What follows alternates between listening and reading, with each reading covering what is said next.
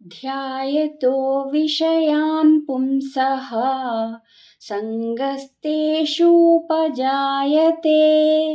సంగాత్ సంజాయతే కామః కామాత్ క్రోధోభిజాయతే. భావము: విషయ చింతన చేయు పురుషునకు ఆ విషయములయందు ఆసక్తి ఏర్పడును. ఆసక్తి వలన ఆ విషయములను పొందుటకై కోరికలు కలుగును. ఆ కోరికలు తీరనప్పుడు క్రోధము ఏర్పడును అని శ్రీకృష్ణ భగవానుడు అర్జునుడితో పలికెను.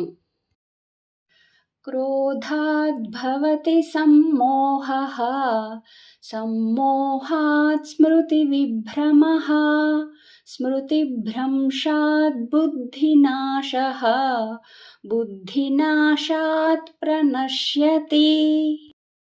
భావము: అట్టి క్రోధము వలన వ్యామోహము కలుగును. దాని ప్రభావమున స్మృతి చిన్నాభిన్నమగును. స్మృతి భ్రష్టమైనందున బుద్ధి అనగా జ్ఞానశక్తి నశించును.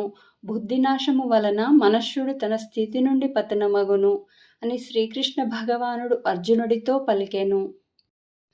రాగద్వేష వియుక్తైస్తు విషయానింద్రియైశ్చరన్ ఆత్మవైశ్యైర్విధేయాత్మా ప్రసాదమధిగచ్చతి. భావము: అంతఃకరణమును వశమునందుంచుకొనిన సాధకుడు రాగద్వేషరహితుడై ఇంద్రియముల ద్వారా విషయములను గ్రహించుచున్నను మనశ్శాంతిని పొందును అని శ్రీకృష్ణ భగవానుడు అర్జునుడితో పలికెను.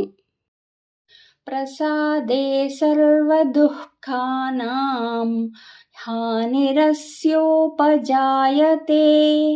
ప్రసన్నచేతసో హ్యాశు బుద్ధిః పర్యవతిష్ఠతే. భావము: మనఃప్రసన్నతను పొందిన వెంటనే అతని దుఃఖములన్నీయూ నశించును.